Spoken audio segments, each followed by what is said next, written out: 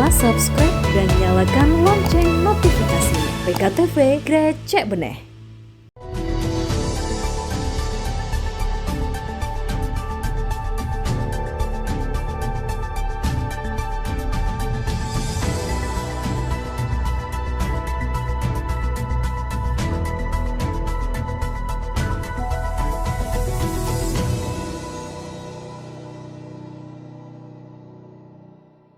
Assalamualaikum warahmatullahi wabarakatuh. Apa kabar Anda pemirsa? Berjumpa lagi bersama saya Rahmat Talita di program Dewan Menyapa. Pada kesempatan kali ini saya sudah bersama dengan salah satu anggota DPRD Kota Bontang, yaitu Bapak Muhammad Irfan. Beliau nanti akan bercerita banyak nih kepada kita tentang perjalanan beliau dari kecil hingga akhirnya bisa duduk di kursi dewan. Bagaimana suka dukanya, kita akan sapa terlebih dahulu beliau. Assalamualaikum warahmatullahi wabarakatuh. Pak Irfan, apa kabar? Waalaikumsalam warahmatullahi wabarakatuh. Alhamdulillah baik, Mbak. Kabar baik, Pak ya? Iya. Oke, saya ingin bertanya langsung aja kepada Pak Irfan. Ini untuk periode yang pertama duduk di kursi dewan, Pak ya? Betul. Oke, baik, saya ingin bertanya dulu bagaimana sih perjalanan hidup seorang Bapak Muhammad Irfan akhirnya bisa menduduki kursi DPRD Kota Bontang, Pak? Baik. Kalau cerita tentang kursi DPRD ini perjalanannya sangat panjang. Sangat panjang ya. Dan tidak pernah kepikiran suatu saat. Bukan sebuah cita-cita ya? Bukan. Suatu saat saya akan menjadi anggota DPRD. Sebenarnya tidak ada di pikiran saya. Iya. Cuma dengan berjalannya waktu, alhamdulillah Allah mentakdirkan bisa menjadi anggota DPRD. Semua itu tergantung dari masyarakatnya. Iya. Masyarakat yang mana? Masyarakat di lingkungan saya, minimal di sekitar tempat kami tinggal. Itu yang menjadi indikasi bahwa mulai mengenal politik dari situ sebenarnya. Ya. Kalau dari masa kecilnya, apakah memang asli Kota Bontang, Pak? Jadi sebenarnya saya itu lahir di Makassar, besarnya di Kota Bontang. Dan pada tahun 95 saya sudah mulai bergelut di pekerjaan sebenarnya. Saya adalah salah satu karyawan. Nah, gitu. Tapi karyawan itu bukan berarti... Pindah ke Bontang tahun berapa, Pak? Tahun 95. 95 itu berarti sudah mencari kerja ya itu? Ya, setelah saya lulus SLTA pada waktu itu. Maka dari itu saya hijrah ke Kota Bontang. Keluarga tetap di sana, Pak? Tetap di Makassar. Tetap di Makassar. Ya. Dan saya hijrah ke sini dengan bercita-cita bagaimana bisa mendapatkan suatu pekerjaan untuk bisa meningkatkan taraf hidup saya. Ya. Nah, itu yang menjadi cita-cita saya dari awal. Dan alhamdulillah. Ada yang diikuti atau memang merantau sendiri, Pak? Awal merantau sendiri. Oh, merantau sendiri. Merantau sendiri. Di umur waktu itu baru lulus SLTA ya? Iya, umur berarti kan umur 18 ke 19. Nah, gitu. Dan alhamdulillah di Kota Bontang, karena saya pada waktu itu belum ada keluarga ya di sini, maka saya ditampunglah di salah satu yayasan PT Badak, itu namanya Yaumil atau BPPKM ya. Yang memang di situ adalah program yang istilahnya hidup di Kota Bontang itu di bawah garis tidak mampu. Ya. Dalam arti garis tidak mampu itu yang tidak punya keluarga. Dan saya sangat bersyukur dan berterima kasih kepada PT Badak pada waktu itu. Kami disekolahkan, di dalam arti disekolahkan itu diberikan ilmu, ilmu pendidikan, baik itu dari sisi agamanya maupun dari sisi keterampilan. Nah, dari sisi keterampilan apa aja? Saya dikasih kursus pengelasan. Dan alhamdulillah pada saat itu kami kalau tidak salah angkatan keempat, dan kami menduduki siswa terbaik. Itu yang ini. Berarti sudah bawaan dari SLTA waktu itu sudah pintar, Pak? Memang? Enggak. Oh, enggak? Enggak. Dan saya anggap bahwa ini semua itu kan adalah anugerah ya, karena keberuntungan. Nah, gitu. Anugerah aja, karena di sekolahan pun saya nggak begitu ini juga. Cukup pas-pasan saja. Nah, gitu. Ada yang bawa kah waktu itu, Pak? Oh, enggak. Enggak, maksudnya kenapa kok memilihnya di Kota Bontang? Karena kita tahu merantau. Di mana-mana kan Kota Bontang itu terkenal dengan pupuk kaltim. pasti ya. Lebih ke perusahaannya ya waktu itu ke Bontang ya, Pak, ya? perusahaan, karena di satu sisi pada waktu itu kan di mana-mana apalagi Indonesia bagian timur itu kan selalu memakai pupuk Kalimantan Timur, makanya rata-rata petani itu selalu melihat dari sisi situnya. Iya. Gitu. Dan itu yang ini. Dan orang udah tahu bahwa kota industri itu pasti ada di Bontang. Gitu. Dan saya hijrah lah di sini. Dan alhamdulillah dari situlah saya bisa mendapatkan keterampilan sehingga saya bisa menjadi tukang las atau welder ya pada waktu itu. Dan juara 4 tadi ya? Enggak, jadi saya angkatan keempat. Oh, angkatan keempat. Pada waktu kursus, dan alhamdulillah saya dapat peringkat terbaik dari 4 angkatan. Gitu. Ya, oke. Nah, maka jadilah saya seorang tukang las atau juru las ya. Nah, dari situ ternyata saya hobi dengan dunia teknik. Oh, ternyata selama ini kan cuman kita lihat di TV atau cuman sekedar melihat saja, tidak pernah terjun langsung bagaimana sih mengelas itu. Dan sekarang kita bergelut di bidang industri. Iya. Dan alhamdulillah dengan perjalanan hidup saya itu saya tekuni menjadi tukang las. Dan berkat tukang las itulah saya bisa menjadi ahli las ya, dengan sekolah teknik, dengan kursus-kursus sekolah welding engineering, welding inspector. Lanjut ke universitas gitu maksudnya? Iya, tapi saya juga mengambil sertifikasi. Karena di dalam dunia teknik itu kan banyak sekali sertifikasi yang harus kita penuhi ya. Untuk menjadi tenaga profesional. Tapi sebelum menjadi tenaga profesional, minimal saya dulu berkat saya kursus atau saya ikut pelatihan. Itu saya terpilih lulus ke Jepang. Alhamdulillah pada waktu itu saya lulus ke Jepang. Karena terbaik itu tadi Pak ya, jadi... Tidak juga, tapi salah satu persyaratan iya.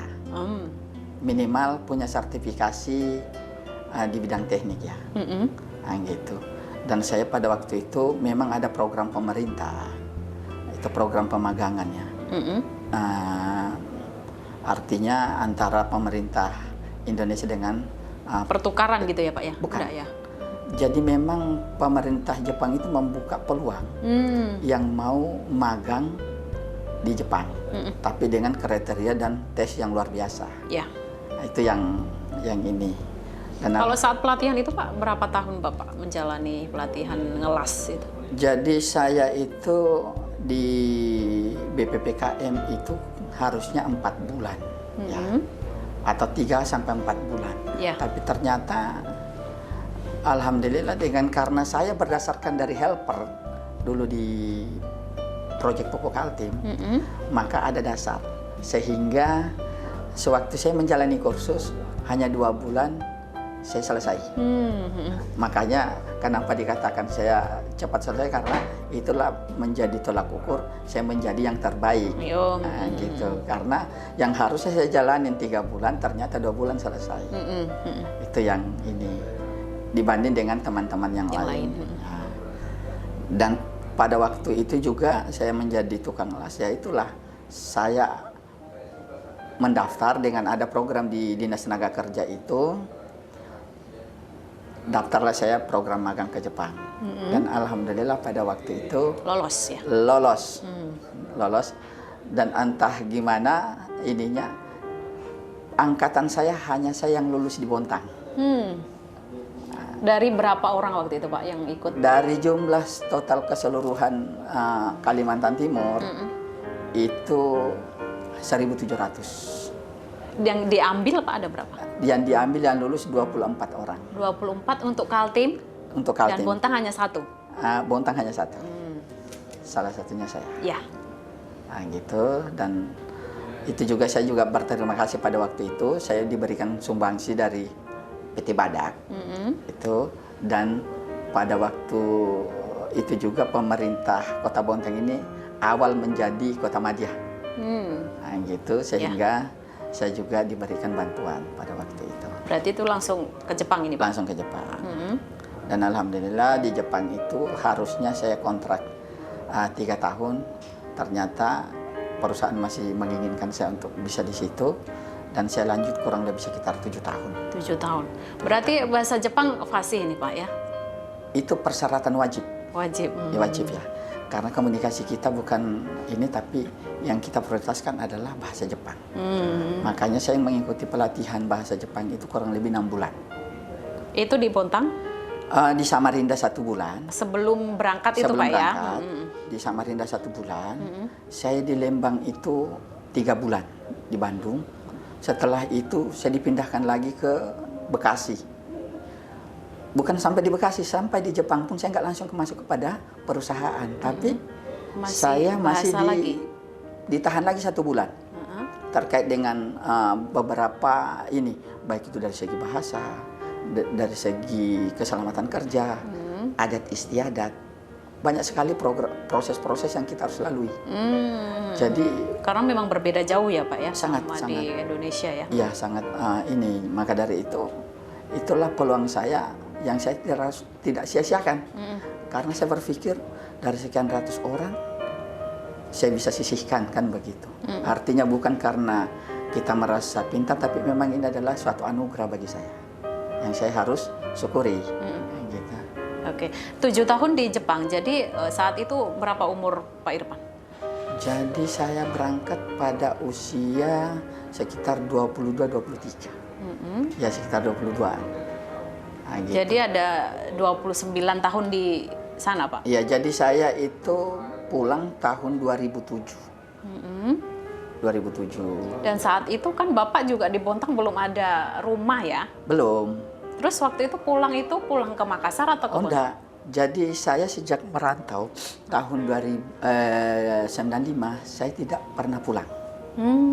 Sampai saya berangkat ke Jepang dan saya pulang pun ke Jepang, saya tidak pulang. Dan saat itu kan komunikasi masih susah ya Pak ya? Masih. Komunikasi sama orang tua di rumah? Oh masih. Dalam artinya kita pun Surat menyurat gitu ya? Surat menyurat ya. Pada waktu itu juga sudah mulai ada telepon rumah. Akhirnya kan mau tidak mau kita harus menelpon rumah kalau memang ya, tapi itu kan terbatas karena pada waktu itu kan biaya sangat lumayan. Apalagi ya. di Jepang Pak ya? Iya. Nah, gitu. Bayangkan aja pada waktu itu 1 menitnya itu 10.000. Tapi kan gaji juga banyak Pak saat itu ya? Tapi kan dengan kita ibaratnya kembali ke kurs rupiah kan sangat lumayan besar. Tapi semuanya ditanggung Pak ya? Dari makannya, Oh iya, semua. rumahnya gitu? Semuanya, ya. Nah, semuanya sudah, kita tinggal bekerja saja. Nah, gitu, alhamdulillah. Kenapa kok bisa sampai 7 tahun? Apakah memang pekerjaan di sana ya sesuai dengan apa yang diinginkan Pak Irfan? Iya, satu. Karena gini, kalau kita betah itu pasti nyaman. Ya. Karena satu, sesuai dengan hati nurani, sesuai dengan bidang kita, sehingga saya anggap bahwa saya bekerja di sini itu tidak merasa susah. Saya anggap bahwa saya di kampung sendiri sebenarnya. Karena tidak ada yang menuruti, walaupun memang awal kita beradaptasi itu, nah, itu yang harus memang betul-betul kita ini gitu loh. Oke, siap. Baik. Kemudian kalau setelah Bapak pulang ke Kota Bontang ini Pak, kemudian bagaimana karir Bapak? Nah, jadi dulu saya itu kan punya cita-cita, karena kembali lagi ke awal bahwa kami ini kan awal di Bontang adalah mustahik atau orang yang tidak mampu, orang yang tidak mampu ya. Iya. Dan alhamdulillah saya bisa ke Jepang. Nah, dari Jepang itulah timbul pemikiran saya, sampai kapan saya harus di negaranya orang, gitu. Kapan saya bisa pergunakan ilmu saya minimal di daerah saya, lingkup kecil saja. Maka saya putuskan pada waktu itu 2007 saya balik ke Indonesia. Waktu di Jepang sempat ketemu cewek Jepang Pak? Kalau gitu ya, tapi saya masih suka produk lokal. Tetap ya. Tetap produk lokal. Alhamdulillah. Gitu. Oke, kembali ke Bontang. Dan saya kembali ke Bontang pada tahun 2008 awal. Saya coba-cobalah karena beda ya situasi. Dan alhamdulillah saya keterima juga bekerja. Saat itu di salah satu perusahaan yang ada di Handil. Waktu itu PT Total Indonesia. Karena kerjanya saya itu Total berarti nggak di Bontang ya Pak ya? Enggak, di Handil. Oh di Handil. Handil itu antara Samarinda dengan Balikpapan. Iya. Nah, pada saat itu karena saya kerjanya di laut atau di offshore gitu kan, kita kan biasanya kerja 2 minggu on, 2 minggu off, nah, gitu. Nah, biasanya kalau saya malam itu saya selalu berpikir apa sih yang saya harus lakukan. Walaupun memang secara pekerjaan alhamdulillah kita harus syukuri ya. Kita harus syukuri karena kenapa? Dengan pekerjaan saya bisa menghidupi diri saya sendiri dan keluarga. Itu yang saya bersyukurnya di situ. Tapi ada lagi tanggung jawab yang saya belum puas, bukan karena saya tidak mensyukuri tadi, tapi kepuasan batin itu belum.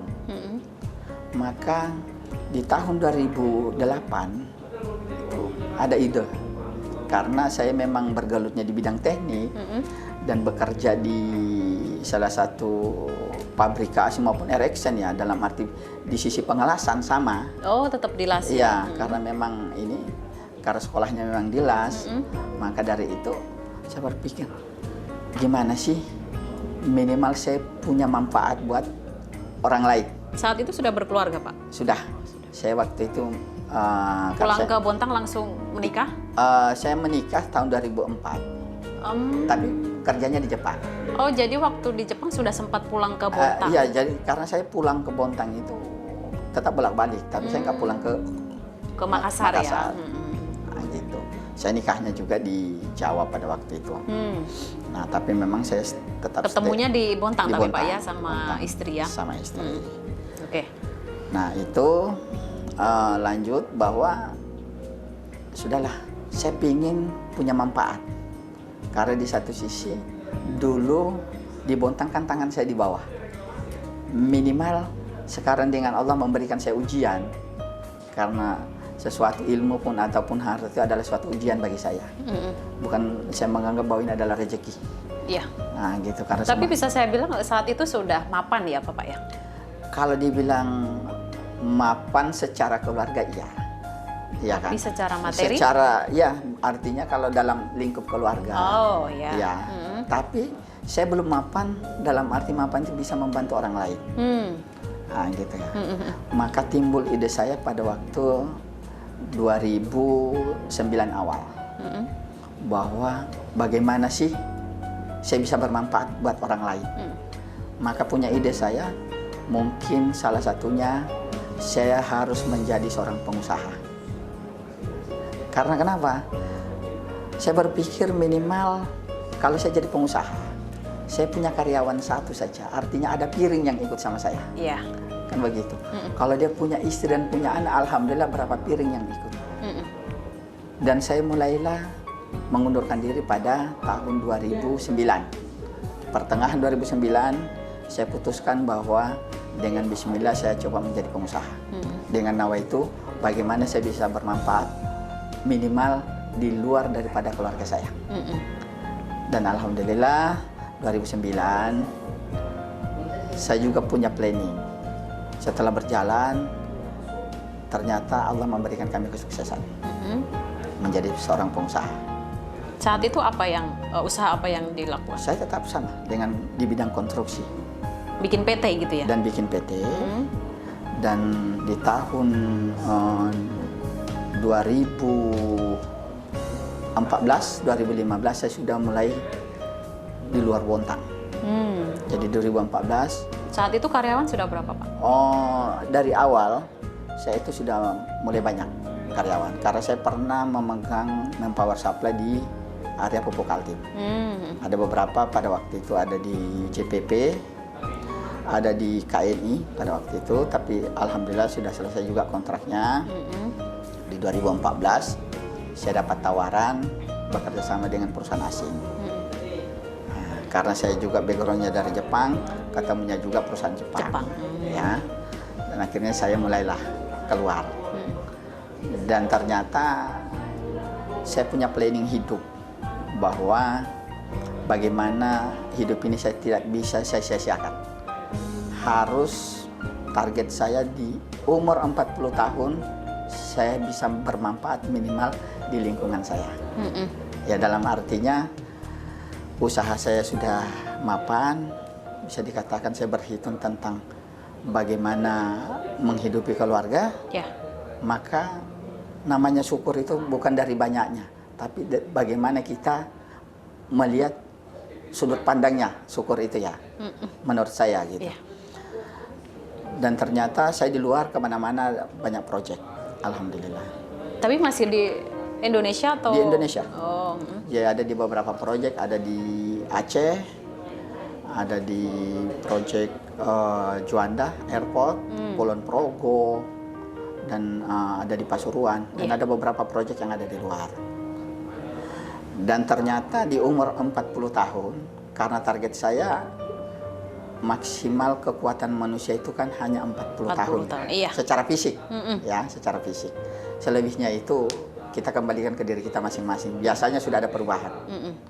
Nah, saya bilang dalam hati saya berpikir, kalau Allah mentakdirkan saya di umur 40 tahun, saya bisa mencapai target, maka saya harus pensiun. Gitu. Saya harus pensiun. Tapi ternyata ujian itu berat. Allah itu memberikan saya umur 40 tahun itu kesuksesan. Menurut pandangan saya. Iya. Nah, gitu ya. Menurut pandangan saya 40 tahun ternyata ada pencalekan. Ada pencalekan. Nah, Mencoba di situ, Pak. bukan mencoba. Saya dimintain oleh beberapa RT dan tetangga. RT tetangga di lingkungan saya. Nah, Pak Irfan, bagaimana kalau kita dorong maju ke legislatif? Saya bilang saya belum ada pandangan ke situ. Nah, gitu kan. Tapi ya namanya kita ini ya coba aja. Gitu. Saya bilang kalau memang begitu, saya berpikir dulu. Setelah saya berpikir, saya renungkan, oh ternyata kemarin saya sudah bekerja, alhamdulillah saya dapat pekerjaan lumayan bagus. Ternyata saya kan pingin bermanfaat. Iya. Akhirnya saya membuat satu perusahaan. Dan setelah saya evaluasi, ternyata membuat perusahaan itu kan tidak semua bisa kita bantu. Ya, ternyata saya berpikir, oh salah satu bisa membantu masyarakat atau orang banyak hanya dua. Satu legislatif dan yang kedua adalah eksekutif. Ya. Maka untuk memudahkan kita bisa membantu adalah di legislatif. Karena kenapa?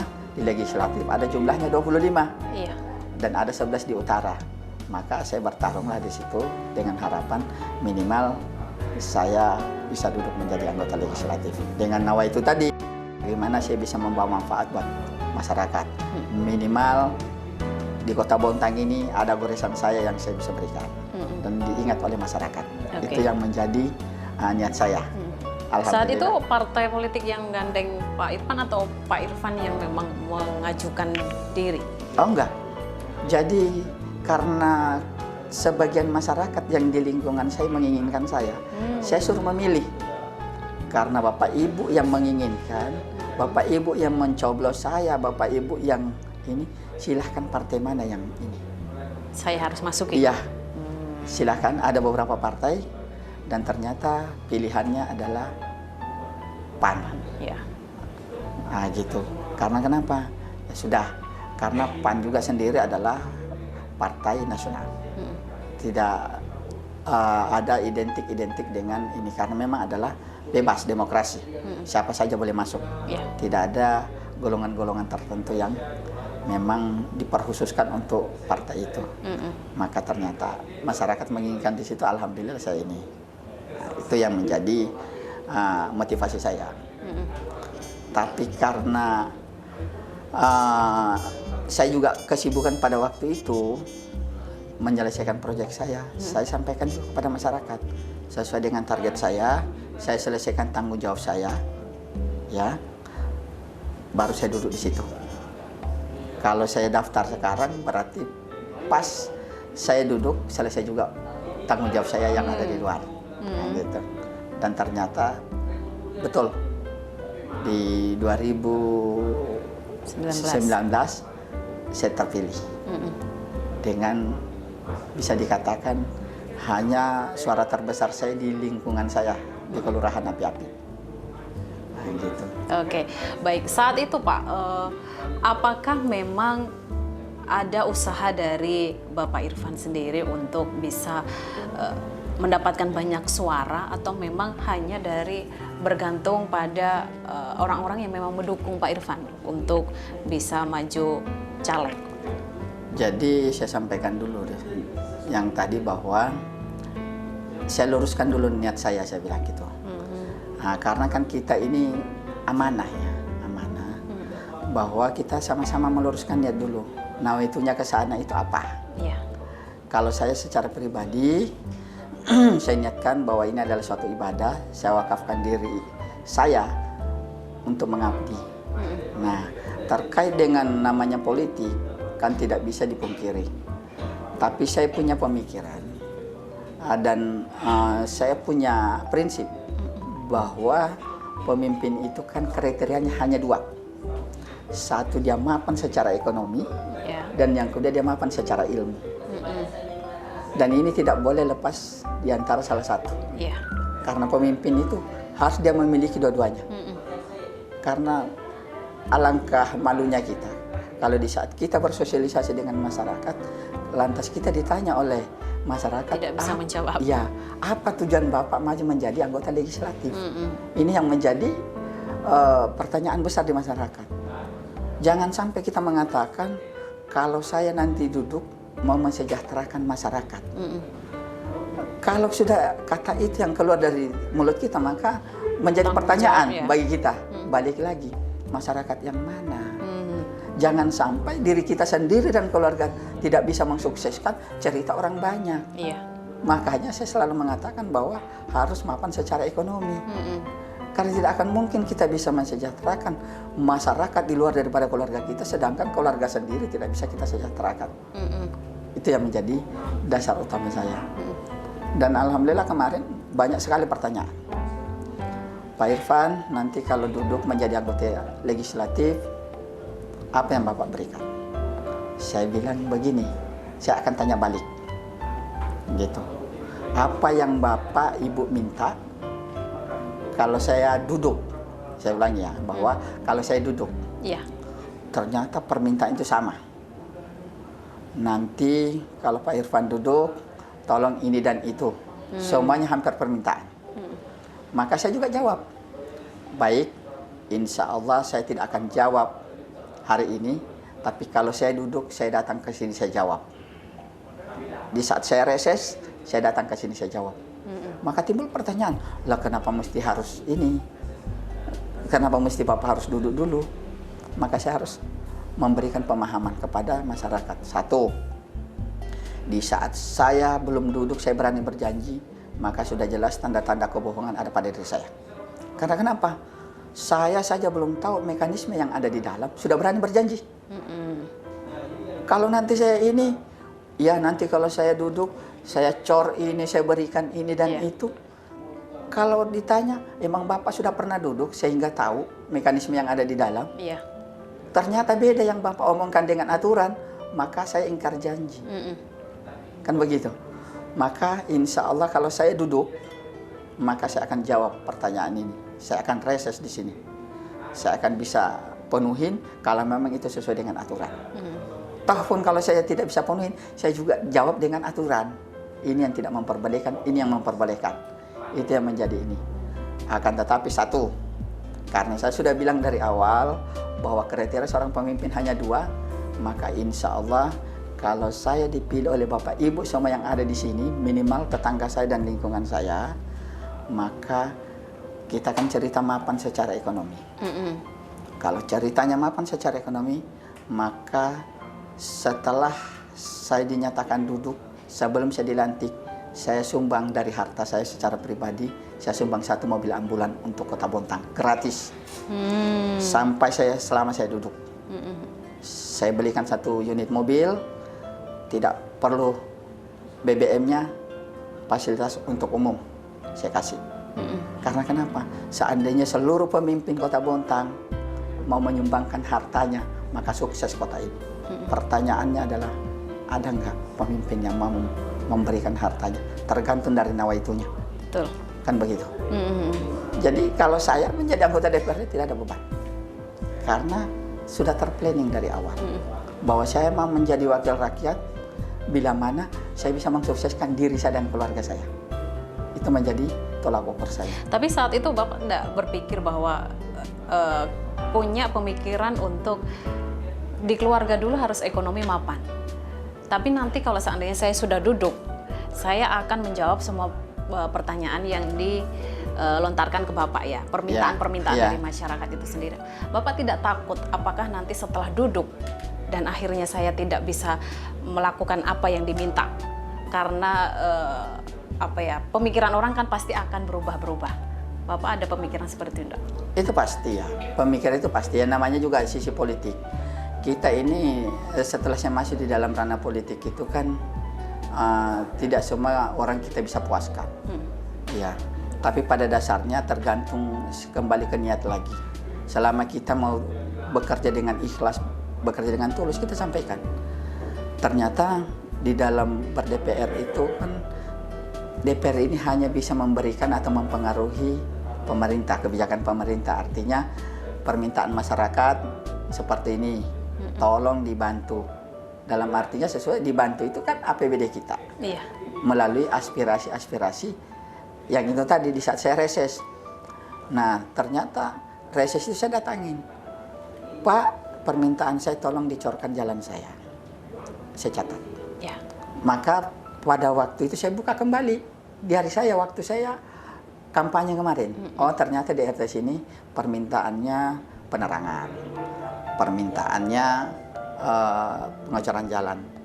Maka saya bilang, Bapak Ibu, sekarang baru saya jawab, ternyata di dalam manajemen pemerintah itu kita hanya 2 kali berbicara. 1 anggaran murni dan 1 anggaran perubahan. Ya.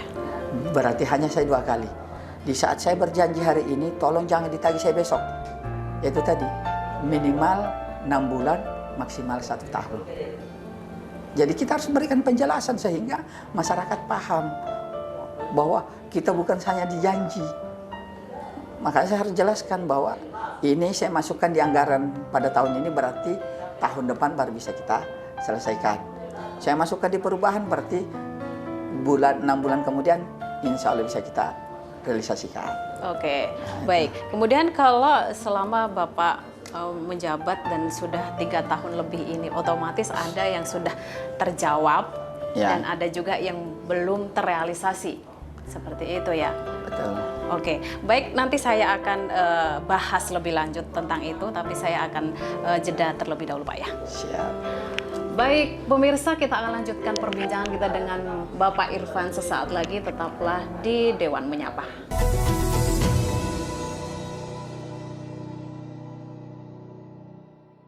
Terima kasih pemirsa, Anda masih bersama kami dalam Dewan Menyapa dan saya akan lanjutkan perbincangan kita dengan Bapak Irfan. Saya tadi sudah mengajukan pertanyaan Pak, silakan dijawab Pak. Apakah yang sudah berjalan dan yang belum dan masih dikejar-kejar oleh masyarakat nih Pak? 1, terkait dengan janji-janji. Makanya kenapa saya bersyukur suara terbanyak saya di lingkungan saya. Artinya saya diapi-api sendiri, hampir 1.300 suara saya. 1 kelurahan. Dan alhamdulillah di lingkungan, bahkan di RT saya itu suara terbesar itu saya dapat 264 1 TPS. Artinya 98% yang memilih saya. Ya. Kepercayaan masyarakat berarti sudah sangat bisa diyakinkan gitu Pak. Ya, karena gini, saya berprinsip bahwa tidak akan mungkin masyarakat mendorong saya kalau tidak kita bangun dari awal ya, komunikasi dan lain-lain. Dan saya di tempat saya itu kan kurang lebih sekitar 14 tahun di lingkungan situ. Pokoknya pulang dari Jepang itu sudah langsung di situ, tidak ada pindah-pindah lagi Pak ya? Enggak. Nah gitu, karena saya merasa sama, saya juga dulu karyawan sama, saya jadi pengusaha juga sama aja, saya juga ber-DPR sama aja. Samanya seperti apa Pak? Sama aja, bahwa jangan ada gap di antara masyarakat. Ya. Kalau mungkin saya di WA, saya balas. Atau mungkin saya di telepon, saya angkat karena kenapa? Saya tahu bahwa mungkin masyarakat tidak akan mungkin menelpon atau WA saya kalau tidak ada keperluan. Ya. Minimal menyapa dalam arti mempertanyakan gimana kabar. Kan itu. Jadi tidak perlu kita harus ragu atau takut ketemu dengan warga. Karena saya sangat sadar bahwa saya duduk menjadi anggota DPRD adalah berkat suara masyarakat. Jadi saya harus banyak di masyarakat. Betul. Nah, gitu. Jadi saya mau kerja mau apa sama aja. Makanya saya selalu ya mohon maaf, saya jarang pakaian safari karena kenapa? Saya jangan sampai pakaian saya ini ada jarak di antara saya dengan masyarakat. Yang biasa ngopi bareng di pinggir jalan atau di ini. Akhirnya dengan saya melihat berpakaian itu mungkin saja ada rasa sungkan atau apapun, sehingga tadinya kita ngakak-ngakak atau kita bercanda biasa, akhirnya terbatas. Iya, betul. Itu yang saya tidak akan sampai akhirnya orang datang pun tidak tahu kalau itu seorang anggota dewan, Pak. Ya? Dan bahkan betul, saya bahkan karena tidak terbiasa dengan safari, akhirnya ya saya jarang juga yang tidak kenal dengan saya tidak dianggap bahwa ini adalah seorang dewan. Tidak. Begitu. Tapi saya merasa tidak pernah ini, wajar, karena dia kan mungkin ini. Tapi ya saya syukurin, nah gitu, karena saya artinya kalau dengan berpakaian biasa tidak ada beban. Betul. Ya kan tidak perlu saya harus dihormati, cukup saling menghargai sudah. Ini saya tidak butuh sanjungan, saya bilang gitu. Oke, saya kembali ke tugas dan fungsi di Komisi 1 ini, Pak, Bapak Irfan sendiri. Apa yang sudah dilakukan Komisi 1, terutama Bapak Irfan ini dalam mendukung pemerintahan di Kota Bontang, Pak? Ya betul, gini, saya juga memang permintaan saya di fraksi kami, dari partai kami, tolong tempatkan saya di Komisi 1. Karena saya anggap Komisi 1 ini adalah komisi air mata. Ya. Komisi yang berkeluh kesahnya itu ada di Komisi 1. Keluh kesahnya masyarakat ya, Pak, ya? Semua. Jadi keluh kesahnya masyarakat itu karena kita mitra dengan Dinas Pendidikan, Dinas Kesehatan, Dinas Sosial, Kelurahan dan Kecamatan, pemerintahan yang memang selalu bersentuhan langsung dengan masyarakat, termasuk adalah tenaga kerja. Nah, gitu. Iya. Karena alangkah kita bisa menguasai suatu pekerjaan kalau sesuai dengan bidang, gitu. Iya. Karena kenapa? Kita duduk menjadi anggota DPRD maupun eksekutif itu bukan tempat belajar, tapi bagaimana kita bisa mengimplementasikan ilmu-ilmu kita. Apa yang menjadi poin seorang Bapak Irfan yang punya background pengusaha, kemudian memilih untuk masuk di Komisi 1? Ya karena itu tadi. Karena saya selalu bersentuhan dengan tenaga kerja, dengan masyarakat yang banyak, sehingga minimal saya tidak canggung terhadap masyarakat. Keluh kesahnya sudah saya pahami, ya kan? Tidak mungkin dong saya bisa menjadi pengusaha kalau tanpa ada karyawan. Betul. Tapi minimal manajemen kita dulu yang kita harus perbaiki. Oke. Apa usaha dari Bapak Irfan setelah bisa duduk di Komisi 1 untuk memperjuangkan daripada air mata daripada masyarakat, Pak? Nah itu tadi, bagaimana kita memberikan masukan kepada pemerintah, dalam hal ini mitra tenaga kerja, bagaimana menanggulangi masalah tenaga kerja. Nah, atau mungkin ada perselisihan antara perusahaan dengan karyawan, termasuk juga dinas sosial, bagaimana yang selayaknya harus dapat bantuan, ternyata bukan ini kelewat, biasanya kan begitu, bukan diabaikan, tapi biasanya namanya itu ada juga yang kelewat, sehingga disitulah kita bisa memperjuangkan yang layak dan yang mana tidak layak.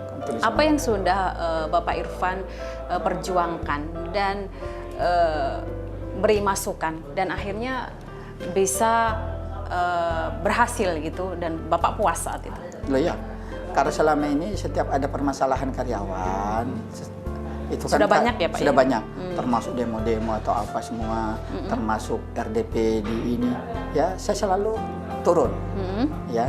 Karena di satu sisi memang ilmunya di situ, bagaimana kita bisa memberikan solusi. Artinya solusi di sini tidak ada yang dirugikan.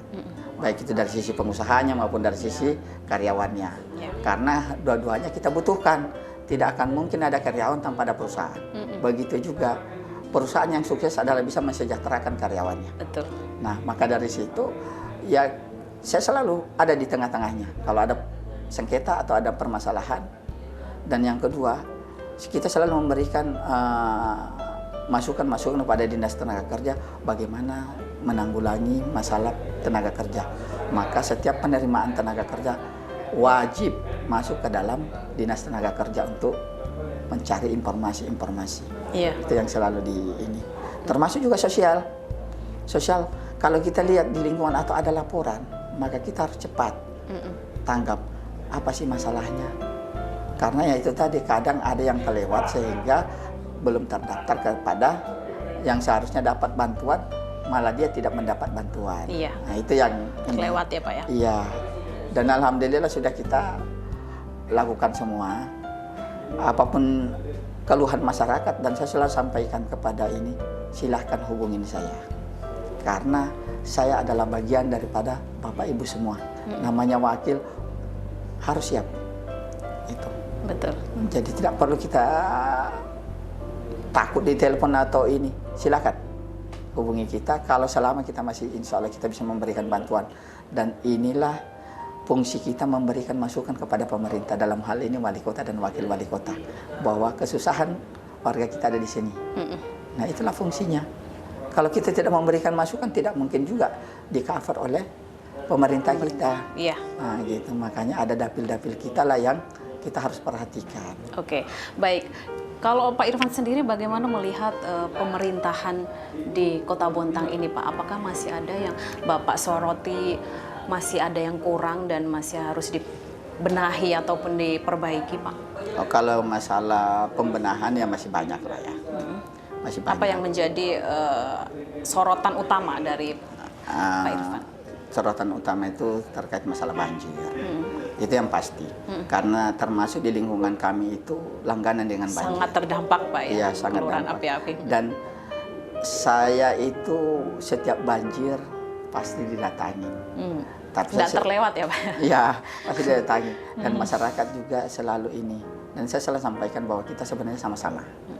Tapi yang jelasnya kami sudah berjuang, kami sudah memberikan masukan kepada pemerintah bagaimana banjir ini bisa teratasi. Karena jujur, bukan DPRD yang punya uang. DPRD cuma memberikan masukan saja. Memang walaupun dalam penganggaran itu kita sebagai pengawasan saja, tapi eksekutor daripada semuanya adalah pemerintah. Ya, makanya itu sesuai dengan tugas fungsi kita, baik itu dari penganggaran maupun pengawasan. Jadi kita sudah memberikan maksimal kepada pemerintah bahwa ini loh. Nah, bahkan ya kita sudah memberikan buat pansus banjir, tinggal bagaimana aplikasinya. Apakah itu dijalankan semaksimal mungkin atau seperti apa? Bagaimana Pak Irfan melihatnya? Apakah sudah? Karena itu kan namanya penanggulangan itu kan butuh proses ya. Tidak bukan simsalabim juga. Tapi ya namanya. Tapi saat ini kan juga sudah berjalan. Sudah berjalan. Pengerukan gitu ya. ya. Nah, justru yang mana yang kira-kira urgent, yang mana yang kira-kira yang prioritas, maka itulah fungsi kita untuk memberikan masukan. Nah, karena biasanya kita melihat, oh ternyata harusnya ini, karena kadang di saat dia bergelut di situ, kadang dia ada yang tidak pikirkan, maka itulah yang kita berikan masukan bahwa harusnya ini dulu. Nah, makanya kita awasi. Tapi ini sudah menurut masukan Pak Irfan nggak kalau yang sekarang dilakukan ini? Ya sudah jelas sudah ada ya. Tapi kan dilihat juga sejauh mana dan seperti apa. Apakah ini kencang apa masih ini. Nah, kalau saya kembalikan kepada masyarakat, bagaimana kepuasan masyarakat. Nah, gitu. Karena di satu sisi masyarakat yang berhak untuk ini. Karena kita sudah berusaha semaksimal mungkin. Tapi kan walaupun kita berusaha kan tidak kelihatan. Nah, jadi ber-DPR ini kan ibarat telur mata sapi. Iya kan? Ayam yang bertelur, sapi yang dapat nama. Kita juga sebagai wakil berjuang. Tapi itu kan ujung-ujungnya kan kembali kepada pemerintah. Makanya kita bagaimana bersinergi dengan pemerintah, bagaimana menghasilkan yang baik. Nah, gitu lah. Tergantung apakah sinergi ini mau dilakukan dengan baik atau seperti apa. Tapi saya sangat yakin dengan siapapun menjadi pemerintah, selama itu memberikan masukan yang positif, maka pemerintah juga langsung merespon apa yang kita ini. Nah, gitu, karena tidak mungkin dia juga bisa bekerja dengan sendiri, harus dengan tim. Ya. Walaupun bagaimana kita selaku penganggaran dan pengawasan tidak bisa juga lepas tangan. Nah, gitu. Dan saya sangat berharap di 2023 penanggulangan banjir di Kota Bontang minimal bisa teratasi ya Pak, teratasi. sudah ya. Ya, yang tadinya mungkin 100% enggak, tapi minimal di angka-angka di atas 70% itu sudah. Tapi kalau untuk di anggaran sampai akhir tahun ini Pak, apa yang menjadi target dari banjir ini Pak, penanggulangan banjir ini Pak? Targetnya itu kan pertama, di mana titik-titik banjir, terutama yang kalau di utara itu kan hanya Guntung dan Api-Api ya yang sering dilanda banjir. Maka ini juga pemerintah sudah melakukan penurapan. Artinya yang belum diturap juga ini sudah mulai penurapan. Yang kedua, kita juga berikan masukan ke pemerintah, jangan hanya diturap, setelah selesai diturap tidak diperhatikan kembali, tidak di-maintain lagi. Betul. Karena mulai pendangkalan juga banyak sekali yang kita lihat setiap saya berangkat kerja atau keluar dari rumah, saya selalu foto ini mulai dangkal nih. Kan kita punya alat, pemerintah punya alat, pemerintah punya anggaran. Iya. Nah, jadi jangan di saat banjir baru kita atasin, justru sebelum banjir kita atasin. Ini sudah mulai dangkal, tolong dong di ini harusnya dirawat. Iya. Nah, saya lihat juga pemerintah sudah berusaha membeli alat itu, sehingga saya anggap itu bahwa itu adalah salah satu penanggulangannya. Mudah-mudahan kita lihat hasilnya nanti seperti apa. Kita berharap ya pemerintah bisa menyelesaikan janji dan tugasnya. Oke, baik. Terakhir Pak Irfan, saya ingin bertanya suka duka Pak Irfan selama menjabat sebagai wakil rakyat. Kalau dukanya banyak. Ya. Dukanya banyak justru ya? Iya, dukanya banyak. Kalau sukanya alhamdulillah saya bersyukur minimal saya bisa memberikan diri saya, bisa memberikan manfaat buat masyarakat. Itu yang paling saya suka. Karena niatnya adalah ibadah, dan saya sampaikan bahwa saya masuk menjadi anggota DPRD dengan nawaitunya ibadah. Iya. Kalau mencari ekonomi cukup jadi pengusaha saja. Iya, betul. Kan begitu. Dan dukanya banyak. Karena yang tadinya kita tidak dicari orang, tidak dikenal orang, kita dicari. Yang tidak kenal menjadi kenal. Iya. Nah, jangankan itu. Loh, kenapa Pak? Kan dikenal justru bagus ya, silaturahmi semakin. Loh iya. Kenapa jadi duka Pak ini? Artinya gini, kalau kita menjadi ini kan, karena saya punya prinsip, siapapun yang mau datang, silakan. Karena saya sebagai wakil ya. Iya. Nah, gitu. Nah, yang seharusnya kita sudah istirahat. Tidak tahu waktu Pak ya? Tidak ada waktu untuk itu. Nah, walaupun kita ini secara fisik, secara manusiawi, kita butuh istirahat. Tapi karena itu adalah tanggung jawab kita, maka kita harus layanin. Bahkan saya tidur saya dalam sehari, yang tadinya waktu jadi pengusaha bisa 6-8 jam, sekarang paling banyak 4 jam. 4 jam. Tapi saya merasa bahwa saya anggap ini adalah salah satu ibadah. Orang datang atau saya yang datang silaturahmi, itu adalah salah satu ibadah. Berarti duka membawa berkah Pak ya? Semuanya. Nah, gitu. Dan yang kedua adalah yang yaitu tadi, karena segala sesuatunya ya, selalu dibebankan kepada ini. Kan Bapak kan ini, tolong dong itu, tolong dong ini kan. Iya. Nah, gitu. Karena kenapa? Kita mau mengiyakan ini butuh proses, tidak mengiyakan lebih-lebih.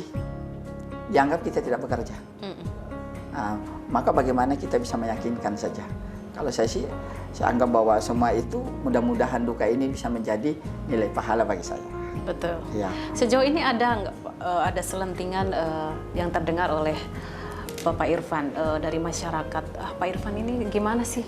Sudah kita percaya seperti itu? Hal-hal miring nih Pak?